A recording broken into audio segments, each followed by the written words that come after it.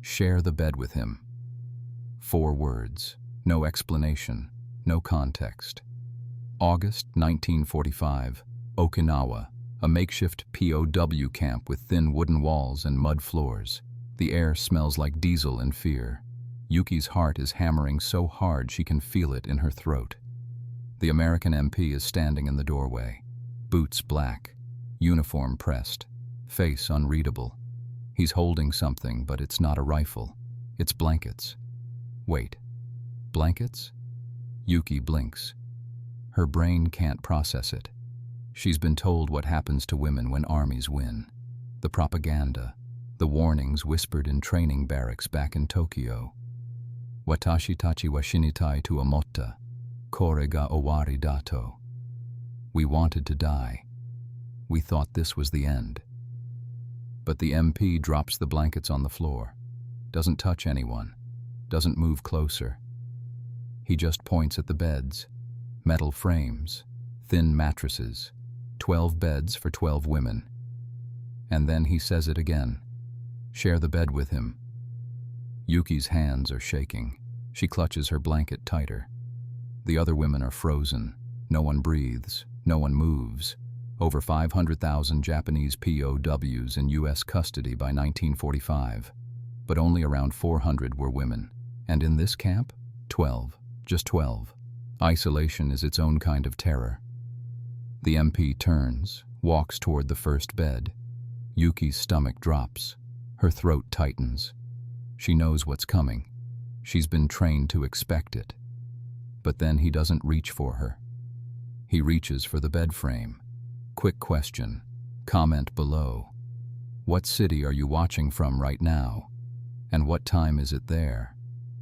I want to see how far this moment travels. The MP kneels, pulls a wrench from his belt. Metal scrapes metal. He's unscrewing the bolts, taking the bed apart. Piece by piece. Yuki stares.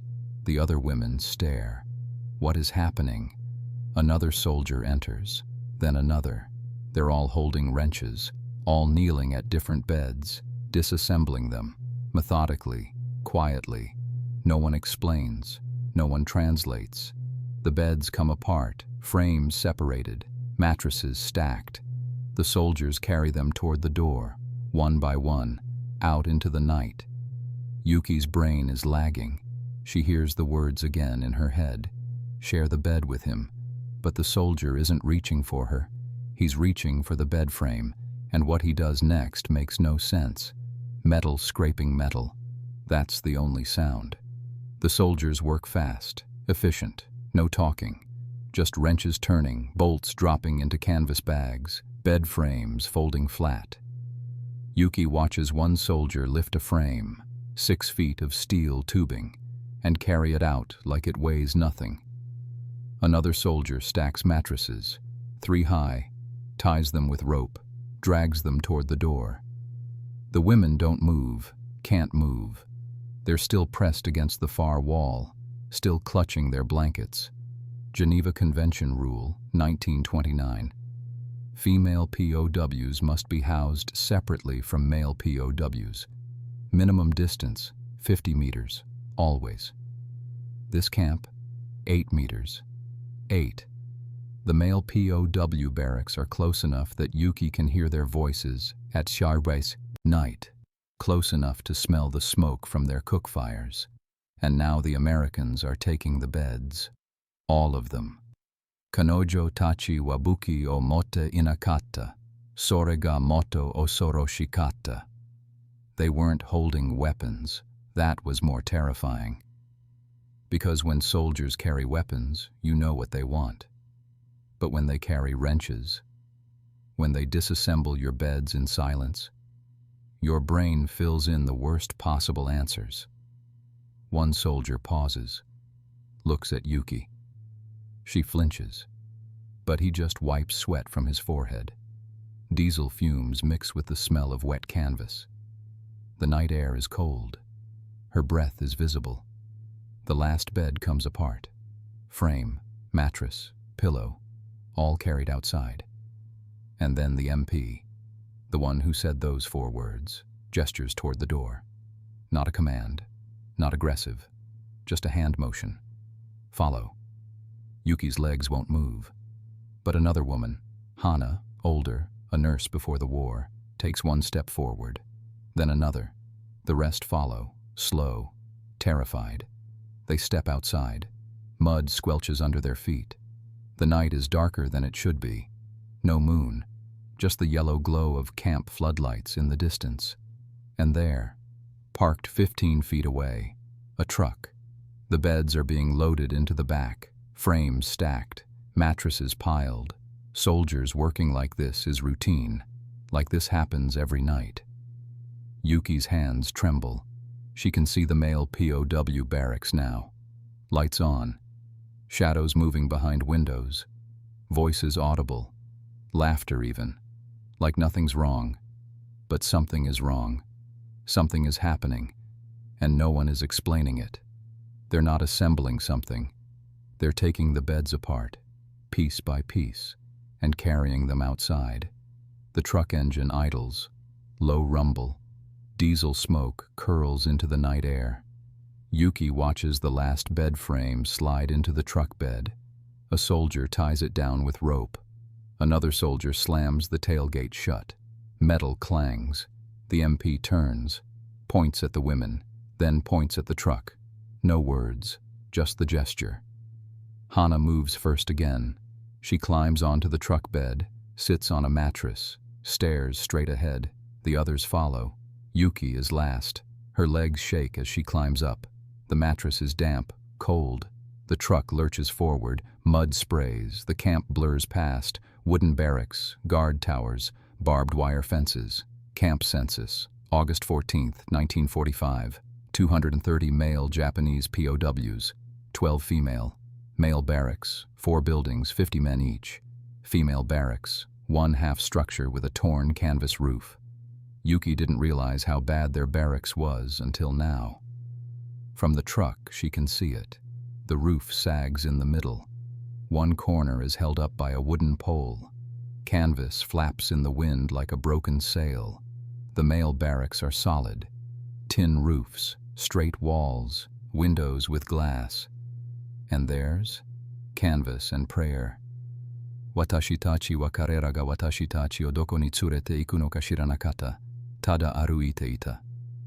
We didn't know where they were taking us. We just walked. The truck slows. Yuki's breath catches. She sees the male POW barracks up close now, 8 meters away. The windows glow yellow, faces pressed against the glass. Male POWs watching, staring. One of them waves. Yuki looks away. Her throat burns. She doesn't know if that wave was kindness or mockery. She doesn't want to know.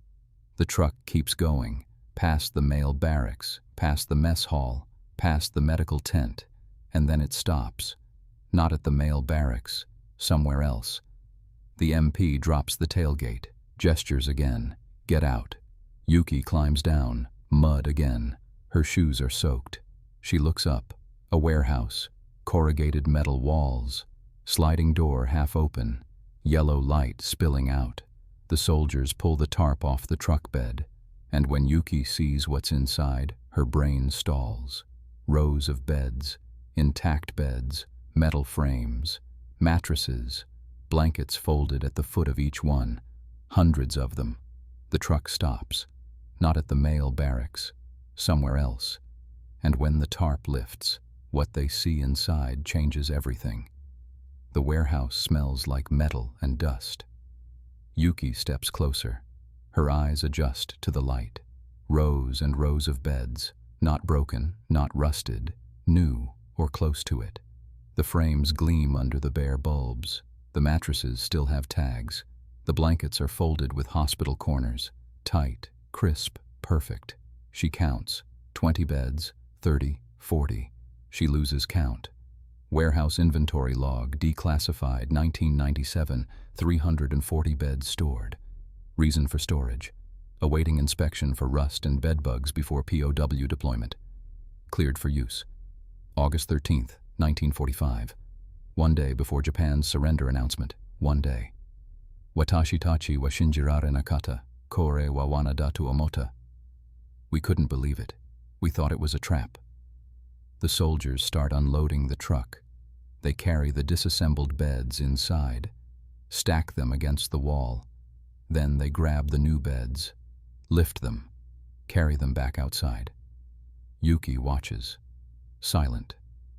Hana stands beside her, also silent. This makes no sense. If they wanted to hurt them, why bring them here? Why show them this? An American officer approaches, not the MP, someone older, silver hair, wrinkled uniform. He speaks to the MP in English, too fast for Yuki to catch. The MP nods, walks away. The officer looks at the women. His face softens.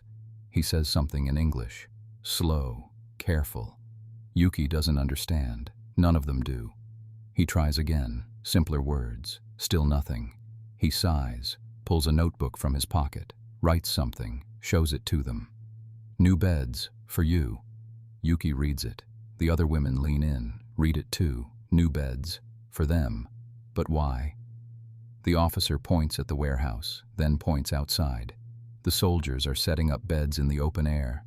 Metal frames, mattresses, blankets, under the stars. Canvas flaps in the wind. The metallic smell of new bed frames mixes with night air. Yuki's chest tightens. She doesn't understand. Can't understand. Hana steps forward, asks in broken English, "Why outside?" The officer doesn't understand her accent, but he tries. He points at the women's barracks in the distance, makes a roof-collapsing gesture with his hands, then shakes his head, writes again. "Old roof bad. Danger. Sleep here tonight. New building tomorrow." Yuki stares at the words. Her brain is trying to process, trying to connect the dots. But they're not putting the beds back in the warehouse. They're setting them up outside, in rows, under the stars. Why? Under the stars. That's where they're setting up the beds. 20 meters from the warehouse, in the open, no walls, no roof, just night sky and grass and 12 metal bed frames in 2 rows of 6. The soldiers work fast. Frame, mattress, blanket, pillow, frame, mattress, blanket, pillow, methodical, efficient. Yuki watches from the warehouse doorway. Her breath is visible in the cold. Her hands are still shaking. Structural Inspection Report, August the 12th, 1945. Declassified 2001. Our POW barracks roof rated critical failure risk due to typhoon damage July 28th. Repair timeline 3 to 5 days. Emergency solution: outdoor beds with tarp canopy until repairs complete, 3 to 5 days. That's how long they'll sleep outside. The MP approaches with an interpreter, a Japanese-American soldier, younger, nervous. He bows slightly, speaks in Japanese. "The old barracks is dangerous. The roof could collapse. You will sleep here tonight. Tomorrow we start building a new structure." Yuki hears the words, but they don't make sense. Sleep outside? In August? In Okinawa? Hana asks, "What about rain?" The interpreter translates. The MP points. Soldiers are unrolling a massive tarp, olive green, canvas. They tie it between 2 poles. Makeshift canopy. It covers all 12 beds. "If it rains, you'll stay dry," the interpreter says. Yuki looks up. Stars are visible above. Thousands of them. She hasn't seen stars in months. The barracks roof was too low, too dark. "Yane ga nai, hoshi ga mieru, watashi tachi wa soto ni neru to iwarata." No roof. We could see the stars. They told us we'd sleep outside.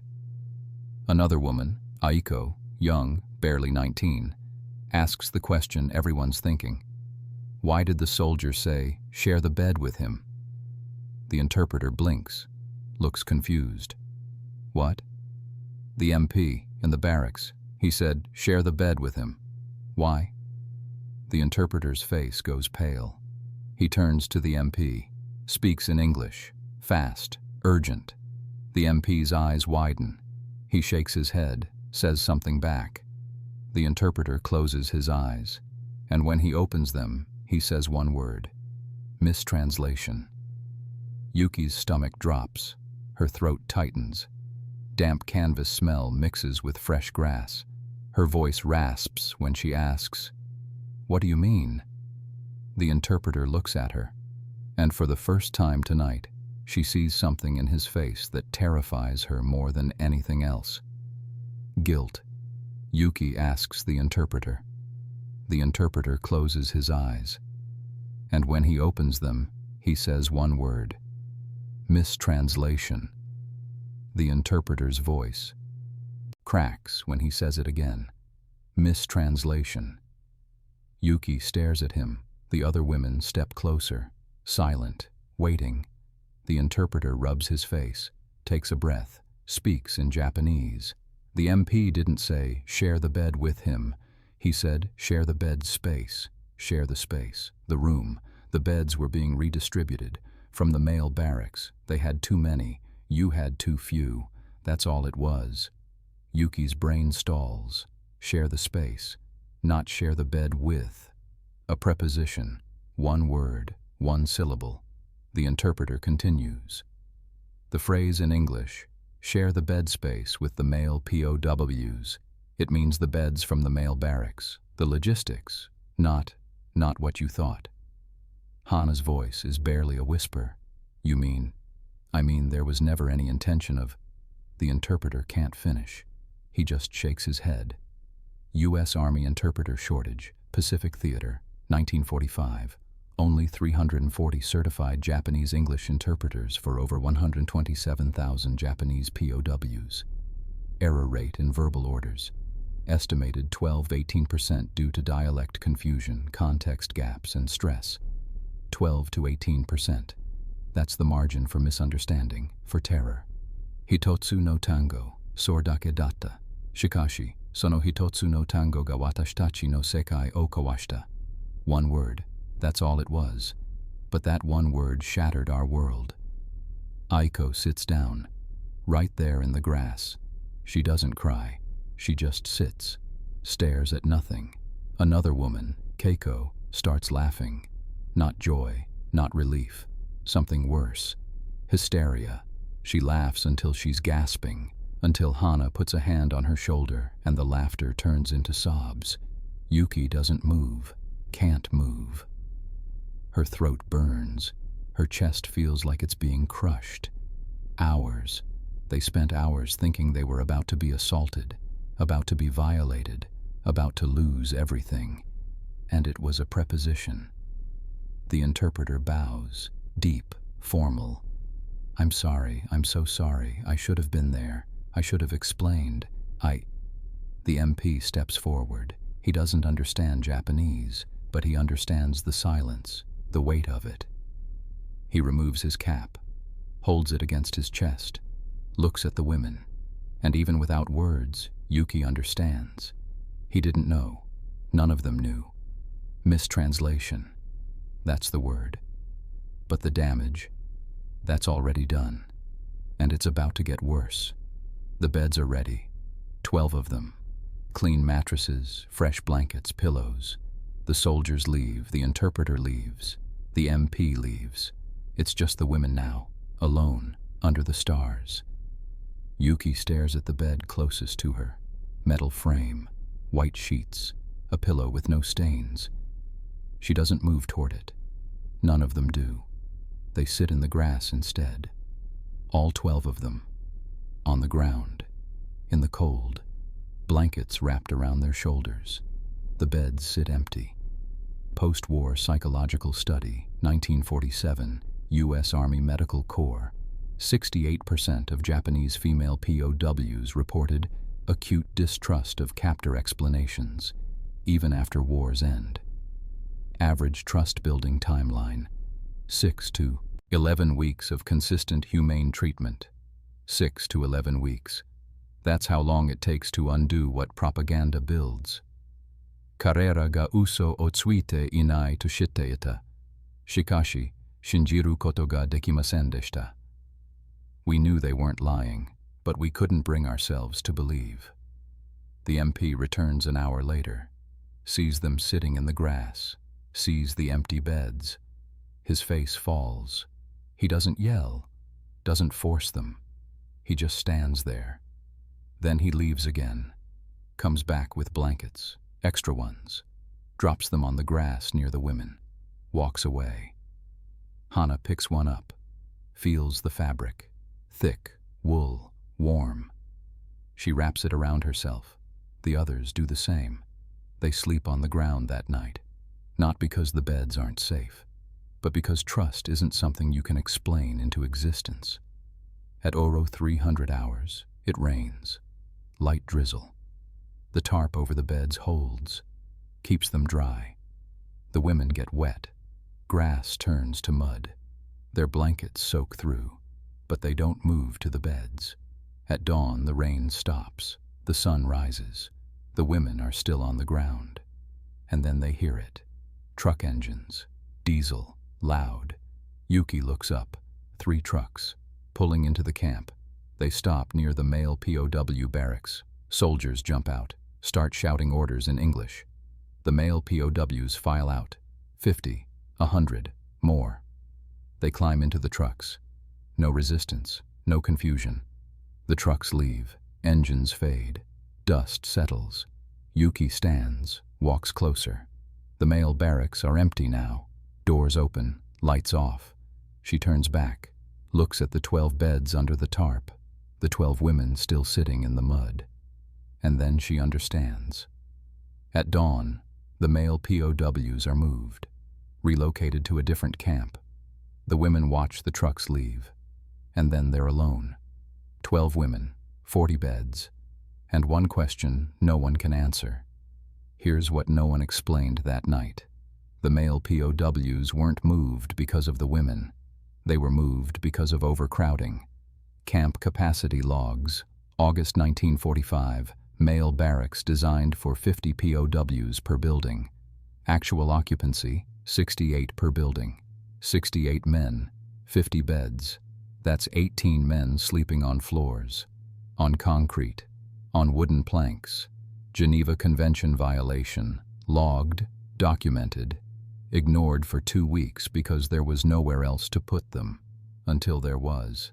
Female barracks capacity, 25. Actual occupancy, 12. 13 empty bed spaces. 13 beds sitting unused while men slept on floors 8 meters away. So the solution was simple. Redistribute beds. Take the overflow from the male barracks. Move them to the female barracks. Repair the female roof. Move the male POWs to a different camp temporarily. Problem solved. Logistics. That's all it was. A supply chain decision on a Tuesday night in August. But no one explained it. Not to the women. Not beforehand. 誰も私たちに説明しませんでした。それだけでよかったと思います。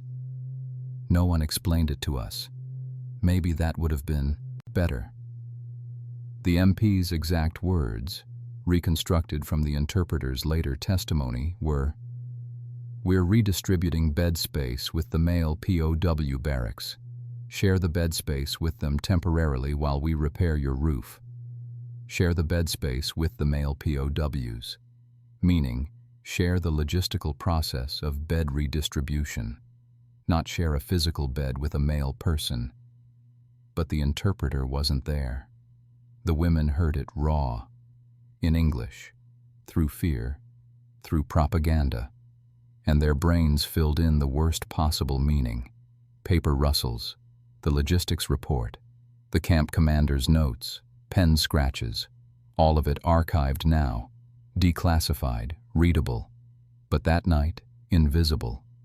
Yuki sits in the grass. Dawn light is breaking. The male barracks are empty.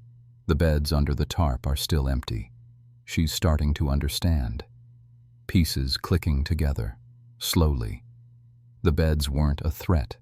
They were a solution to overcrowding, to Geneva Convention violations, to men sleeping on floors. The male POWs lost their beds, not as punishment, as redistribution, and the women were supposed to benefit. New beds, repaired roof, better conditions. But because no one explained it, because the interpreter wasn't there, because one preposition was misunderstood, the women spent the worst night of their lives thinking they were about to be assaulted. And the men, they just thought they were being moved to a different camp. Routine, normal, no trauma, logistics. That's all it was, a supply chain decision on a Tuesday night in August. But for Yuki and the others, it was the night they lost the ability to trust words. The sun is fully up now. 800 hours. The camp is awake. The women are still on the ground, wet, cold, exhausted. A Red Cross truck pulls up. A woman steps out. American, nurse's uniform, Red Cross armband.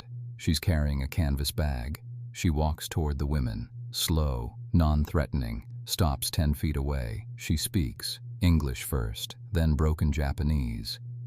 Kenza, medical, okay?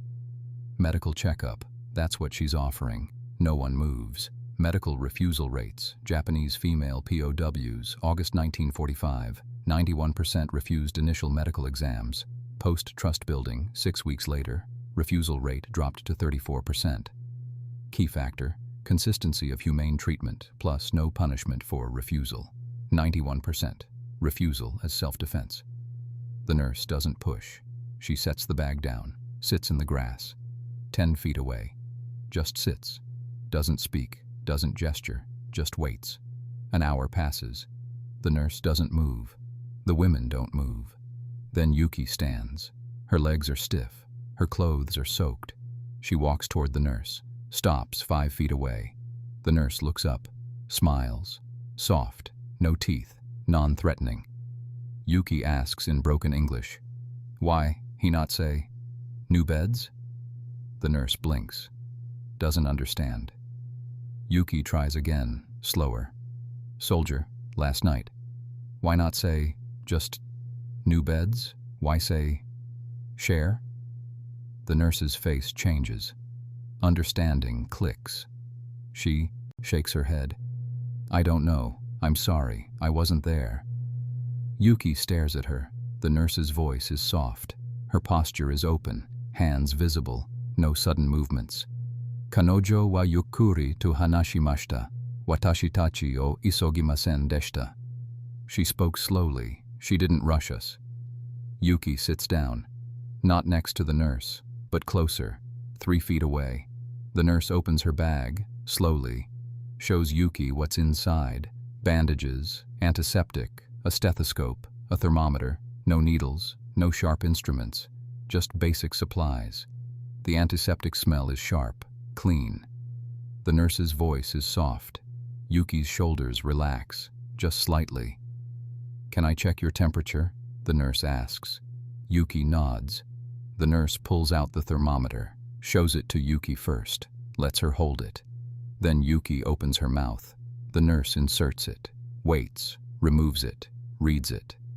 "Normal," the nurse says. Smiles. Yuki exhales. Didn't realize she was holding her breath. The nurse reaches into her bag again, pulls out a notebook. Not medical charts, something else. And what's written inside will rewrite everything they thought they knew about that night. The nurse flips through the notebook. Not medical records, camp logs. She finds a page. August 13th, yesterday. She shows it to Yuki. The handwriting is messy, English, but Yuki can read some of it. Female barracks roof, critical, emergency relocation required, beds requisitioned from male barracks overflow, interpreter Rodriguez assigned. Yuki stares at the words, reads them again, slowly. Interpreter Rodriguez assigned. But Rodriguez wasn't there. The interpreter last night was someone else. Younger, nervous. The nurse points to another line. Rodriguez, emergency medical leave, brother injured. Replacement interpreter, Tanaka, arrived 1900 hours. 1900 hours.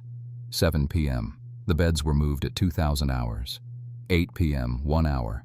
That's how much time the replacement interpreter had to get briefed, to understand the situation, to prepare.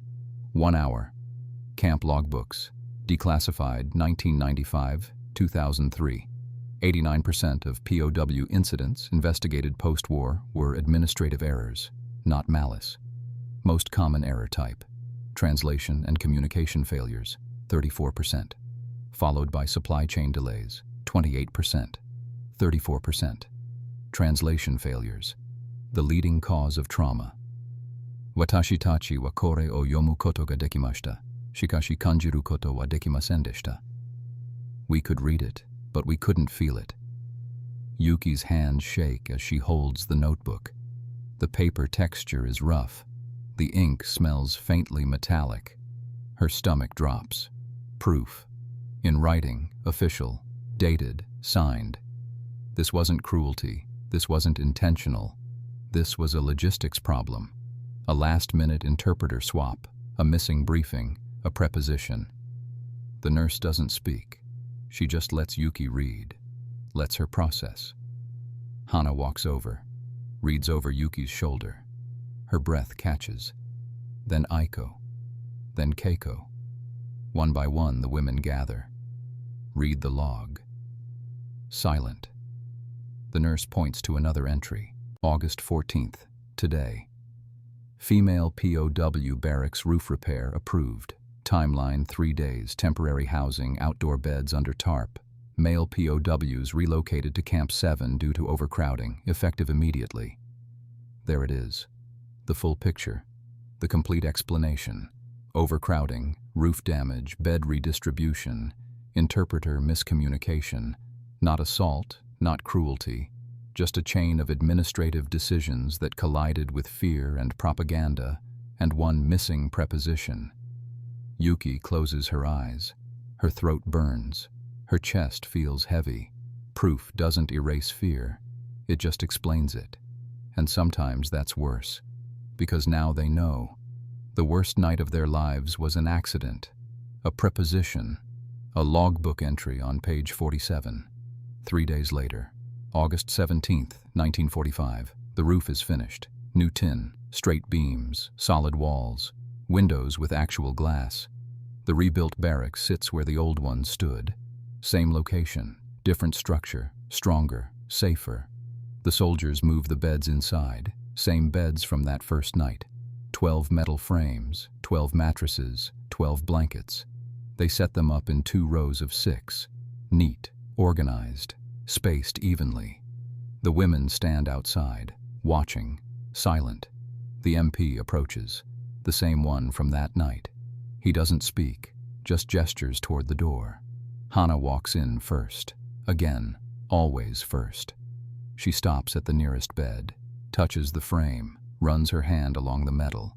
Then she sits, tests the mattress, bounces slightly. She lies down, stares at the ceiling, the new roof, solid, no leaks, no sagging. The other women file in, one by one. Each chooses a bed. Each sits, tests, lies down. Yuki takes the bed in the far corner, near a window. She can see the stars through the glass. Post-relocation medical data, August 20th, 1945. 100% of women accepted beds. 83% accepted medical checkups. 67% attended voluntary English language classes. Timeline from initial refusal to acceptance: 8 days. 8 days. That's how long it took. Not 6 weeks, not 11. 8. Because the Americans didn't force them, didn't punish them for refusing, didn't yell or threaten or withhold food. They just waited, explained, showed proof, and waited some more. Watashi tachi wa mada osorete mashita, shikashi nemuremashita. We were still afraid, but we slept. That night, Yuki lies in the new bed. The mattress is soft. The blanket is warm. The pillow smells like soap. New wood smell fills the barracks, clean, fresh. The mattress cradles her back. Her breath steadies. She's still afraid. Still doesn't fully trust, but she's too exhausted to fight anymore. And somewhere between fear and exhaustion, she falls asleep. For the first time in 4 days, she sleeps through the night. The next morning, the nurse returns, offers checkups again. This time, 10 women say yes, including Yuki. The nurse checks her temperature, her pulse, her eyes, gentle, slow, explaining each step. At the end, she asks, "Do you want to keep the logbook page, the one from August 13? Yuki blinks. Why? The nurse smiles. Because sometimes we need proof, even when we know it's true. Yuki keeps the logbook page. The nurse let her tear it out. 40 years later, someone asks her why. Her answer is one sentence, and it explains everything. 1985, a university library in California, fluorescent lights, recording equipment on the table. Yuki sits across from a graduate student, Japanese-American, 26 years old, researching oral histories of Japanese POWs. The student places a microphone between them, presses record. Red light blinks. "Can you tell me about your experience as a POW?" the student asks, in Japanese. Yuki speaks for an hour, slowly, methodically, about the camp, the barracks, the cold, the fear. And then she reaches into her bag, pulls out a folded piece of paper, yellow, brittle, 40 years old. She unfolds it carefully. The creases are deep, the ink is faded, but the words are still legible.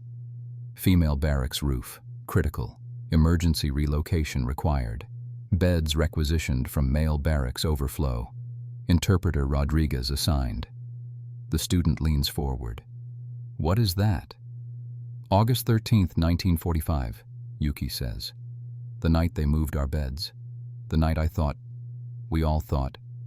She doesn't finish, doesn't need to. The student asks, "Why did you keep it?" Yuki looks at the page, runs her finger along the edge. "Because I needed proof that I wasn't crazy, that my fear was real, and that their explanation was real too." Post-war testimony archive, 1980s-1990s. Of 127 Japanese female POWs interviewed, 73% reported persistent distrust of authority explanations for 10-plus years post-war. 89% cited communication failures as primary trauma source, more than food shortages or shelter conditions. 89%. Communication failures. Words that weren't said. Words that were mistranslated. Words that were heard through the filter of propaganda and fear. "Watashi tachi wa kyoki de wa arimasen deshita. Tada shinjiru koto ga dekimasen deshita." We weren't crazy, we just couldn't believe.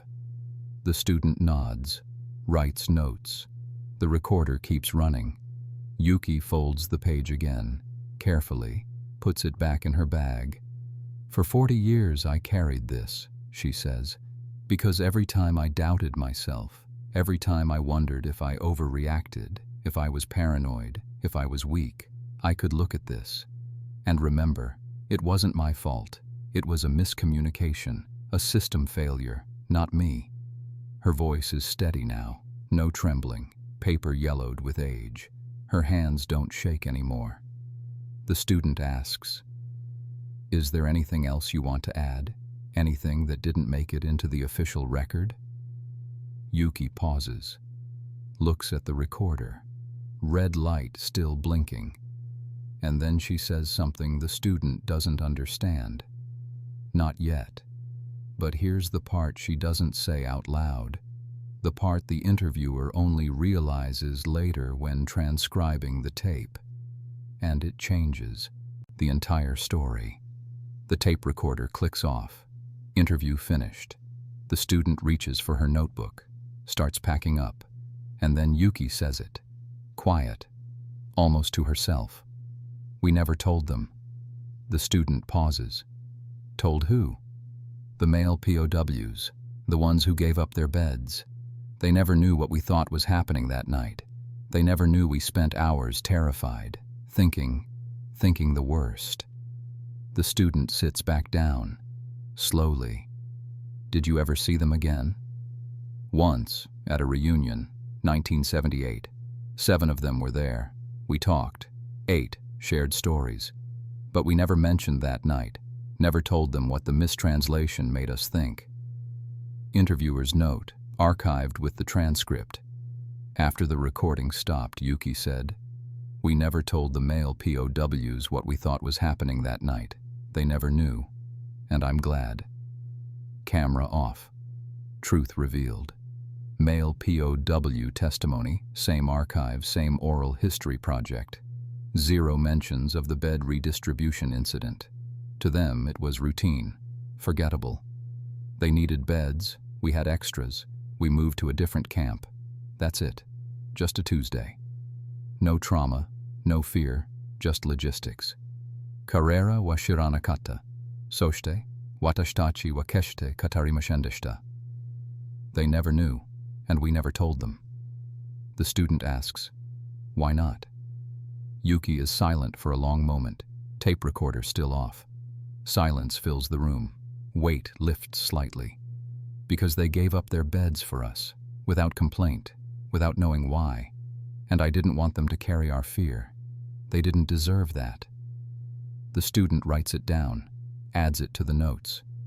But it never makes it into the official transcript. Just a footnote, a researcher's observation. But it's the most important part. Because that's what war does. It doesn't just create trauma. It creates silences, gaps between people who experienced the same event from different sides, different information, different fears.